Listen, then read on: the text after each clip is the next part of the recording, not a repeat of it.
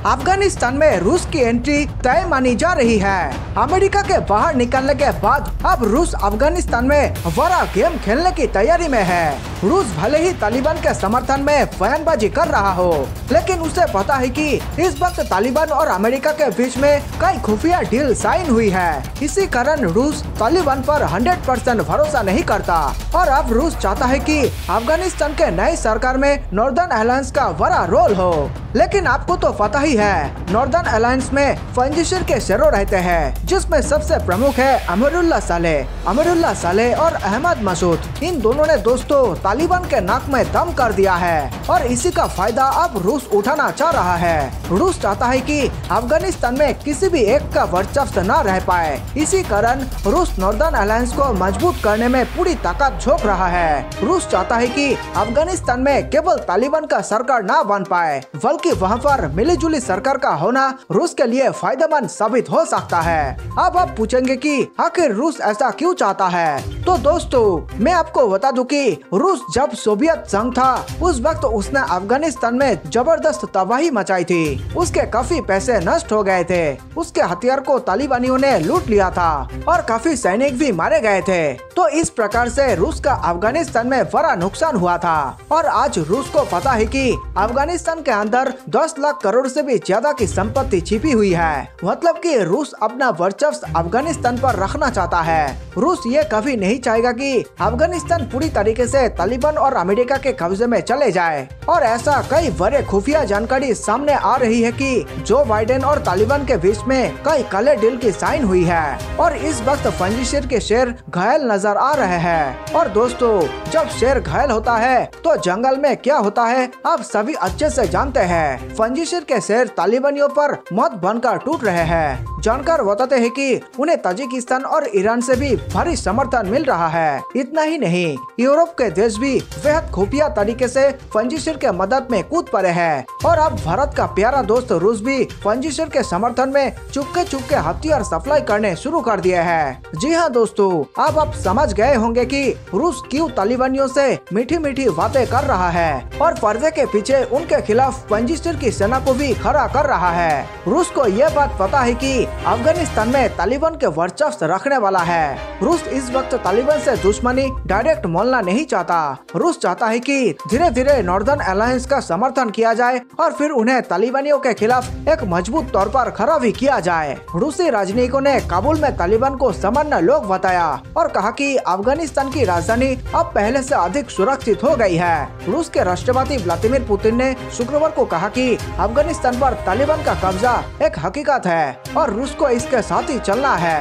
ये स्थिति 1980 के दशक में अफगानिस्तान में 9 साल चले उस विनाशकारी युद्ध से बहुत अलग है। काबुल की कम्युनिस्ट सरकार को खड़ा करने की कोशिश में जुटा था। रूस ने बताया है कि काबुल में उनका दूतावास खुला है। ये स्थिति दूसरे कई देशों से अलग है। तालिबान को लेकर रूस की सोच भी अलग दिखती है। उन्होंने तालिबान के लिए गर्मजोशी दिखाई है। काबुल पर तालिबान के कब्जे के 48 घंटे के अंदर रूसी राजदूत दिमित्री जिर्नोव ने उनके एक प्रतिनिधि से मुलाकात की। रूस के राजदूत ने कहा कि उन्होंने बदले की कार्रवाई या हिंसा का कोई सबूत नहीं देखा। संयुक्त राष्ट्र में रूस के प्रतिनिधि वेसेली नेवेंजिया ने कहा कि उन्हें अफगानिस्तान में सुलह की नई उम्मीद दिखती है। उन्होंने कहा कि कानून का राज लौट रहा है और जिससे सालों तक चले रक्तपात का अंत हो गया है। इससे पहले रूस के राजनयिकों ने दावा किया था कि तालिबान के कब्जे के ठीक पहले अशरफ गनी 4 कारों और एक हेलीकॉप्टर में नकदी भरकर देश छोड़कर निकल गए। हालांकि अशरफ गनी ने इन आरोपों को झूठ बताते हुए खारिज कर दिया। हालांकि रूस तालिबान को अफगानिस्तान के शासक के रूप में मान्यता देने के लिए बेकरार नहीं दिख रहा है, लेकिन रूस के नेताओं के बयानों में तालिबान के लिए नरमी जरूर दिख रही है। रूसी समाचार एजेंसी तास ने इस सप्ताह अपनी रिपोर्ट में तालिबान के लिए टेररिस्ट यानी आतंकवादी की जगह रेडिकल यानी कट्टरपंथी शब्द का इस्तेमाल किया। रूस पिछले कुछ समय से तालिबान के संपर्क में है। तालिबान साल 2003 से रूस के आतंकवादी और प्रतिबंधित संगठनों से जुड़ी सूची में शामिल है, लेकिन साल 2018 से उसके प्रतिनिधि बातचीत के लिए मॉस्को आ रहे हैं। अफगानिस्तान की पूर्व सरकार ने रूसी राष्ट्रपति के दूत पर तालिबान समर्थक होने का आरोप लगाया था। यह भी कहा गया कि रूस और तालिबान के बीच 3 साल से जारी बातचीत से अफगानिस्तान सरकार को बाहर रखा गया। हालांकि राष्ट्रपति पुतिन के विशेष दूत जमीर काबुलोव इन आरोपों को खारिज कर चुके हैं। उन्होंने आरोप लगाया कि अफगान सरकार एहसान फरामोश थी। साल 2015 तक वो कहते रहे थे कि इस्लामिक स्टेट के जिहादियों से लड़ने में रूस के हित तालिबान से मेल खाते हैं। अमेरिका भी इन बातों को नजरअंदाज नहीं किया। अमेरिका के तब के विदेश मंत्री रेक्स टिलरसन ने अगस्त 2017 में रूस पर आरोप लगाया था कि वो तालिबान को हथियारों की आपूर्ति कर रहा है। हालांकि तब रूस ने इस आरोप को खारिज कर दिया। रूस के विदेश मंत्रालय ने तब कहा, हमने अपनी अमेरिकी सहयोगियों से इस बात का सबूत देने को कहा, लेकिन कोई फायदा नहीं हुआ।